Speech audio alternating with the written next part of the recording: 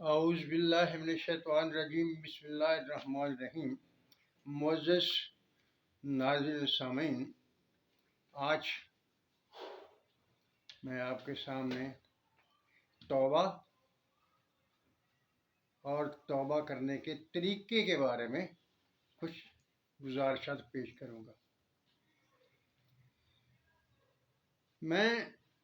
Grammar کو استعمال نہیں کروں گا اور توبہ کے لفظ کی گرامر کے لحاظ سے تشریح نہیں کروں گا، صرف عرف عام میں جو توبہ سے مراد لیا جاتا ہے وہی آپ کے سامنے رکھوں گا، اور توبہ کے کرنے کے طریقے کتنے ہیں ان میں سے کچھ میں آپ کے سامنے بیان کروں گا، اور جو اللہ تعالیٰ نے پرسکرائب کیا ہے طریقہ وہ بھی میں آپ کے سامنے رکھوں گا۔ توبہ کہتے ہیں اپنے غلط کام کے کیے پر پچھتانا، یعنی جب انسان کوئی ایسا کام کر لیتا ہے جس کی شریعت میں ممانعت ہوتی ہے، کم علمی یا کی وجہ سے کوئی گناہ کر بیٹھتا ہے، کوئی خطا کر بیٹھتا ہے، تو اس پر جو اس کو پریشانی ہوتی ہے وہ پریشانی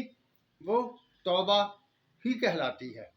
یعنی کہ اپنے غلط کام کے کیے پر پچھتانا یہی توبہ کہلاتا ہے۔ بزرگان دین نے توبہ کرنے کے مختلف طریقے بتائے ہیں، قرآن نے بھی کچھ طریقے بتائے ہیں، یعنی کچھ علماء کرام نے، کچھ بزرگان نے طریقہ یہ بتایا کہ آپ 2 رکعت نماز توبہ کی نیت سے 2 رکعت نماز ادا کریں، خدا کے حضور سجدہ ریز ہو جائیں اور اپنے کیے پر ندامت کا اظہار کریں اور آئندہ سے وہ کام نہ کرنے کا عہد کریں، یہ توبہ ہے۔ کچھ کہتے ہیں استغفر اللہ ربی، یہ پڑھ لیں اور آئندہ گناہ نہ کرنے کا اظہار کریں، وعدہ کریں، تو یہ توبہ ہوگی۔ توبہ کتنی دفعہ کی جا سکتی ہے؟ توبہ کے لیے کوئی میعاد مقرر نہیں ہے، کوئی تعداد مقرر نہیں ہے کہ کتنی دفعہ کی جائے۔ بعض روایات میں آتا ہے کہ اگر آپ 100 دفعہ گناہ کریں تو 100 دفعہ بھی توبہ کریں، لیکن شرط ایک رکھی ہوئی ہے کہ جس وقت آپ توبہ کریں اس وقت آپ کا مصمم پختہ ارادہ ہو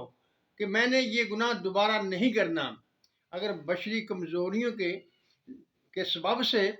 پھر گناہ سرزد ہو جائے تو پھر اس پر توبہ کریں، پھر اللہ کے سامنے اپنی شرمندگی کا اظہار کریں، یا اللہ میری کمزوریوں کی وجہ سے یہ گناہ دوبارہ سرزد ہو گیا، مجھے معاف کر دے۔ حضرت آدم علیہ السلام نے بھی توبہ کی تھی، اور اس کے سلسلے میں بھی مختلف روایات بیان کی جاتی ہیں۔ کچھ حضرات یہ کہتے ہیں کہ جب آدم علیہ السلام سے کوتاہی سرزد ہو گئی تو اللہ نے آدم کو آواز دی، آدم یہ تم نے کیا کر دیا؟ آدم نے اسی وقت کہا ربنا ظلمنا انفسنا وان لم تغفر لنا وترحمنا لنکونن من الخاسرین، یعنی اے اللہ میں نے اپنی جان پر ظلم کر لیا ہے، اگر تو ہمیں معاف نہیں کرے گا تو ہم خسارے والوں میں سے ہو جائیں گے۔ اس پر اللہ تعالیٰ نے توبہ قبول کر لی۔ لیکن کچھ لوگ یہ کہتے ہیں کہ جب آدم اور حوا کو دونوں کو زمین پر بھیج دیا گیا، زمین پر اتار دیا گیا، تو وہ دونوں مختلف جگہوں پر اتارے گئے تھے، نام بھی لیے جاتے ہیں لیکن میں نام نہیں لوں گا، تو وہ ایک دوسرے سے ملنے کے لیے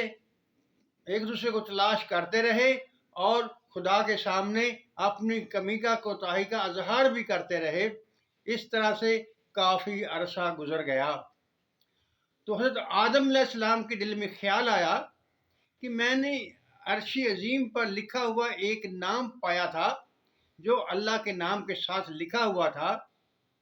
وہ کوئی عظیم ہستی ہوگی، اسی کے نام کے ساتھ اللہ سے توبہ طلب کرتا ہوں تو اللہ معاف فرمائے گا۔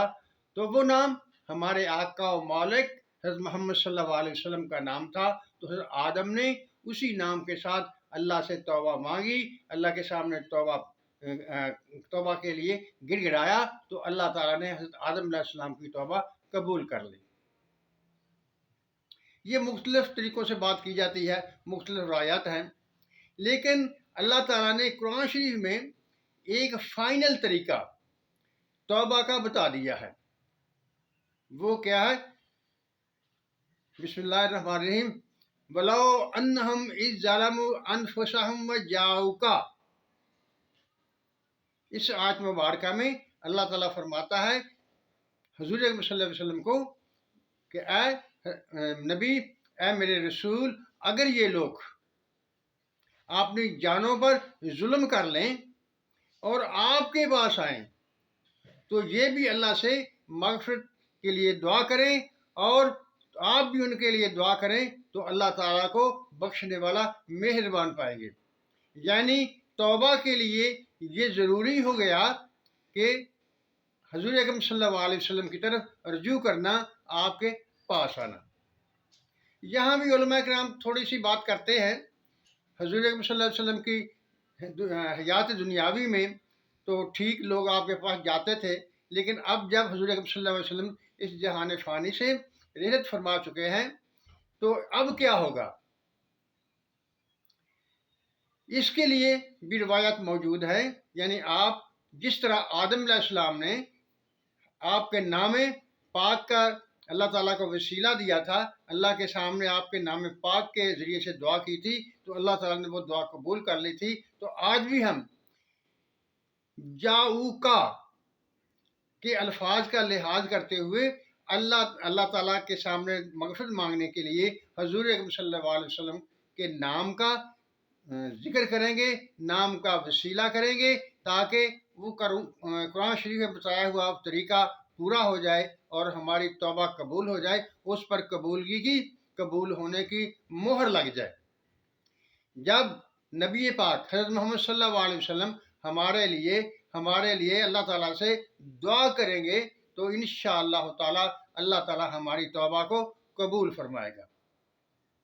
معزز ناظرین السامعین، میں نے کوشش کی ہے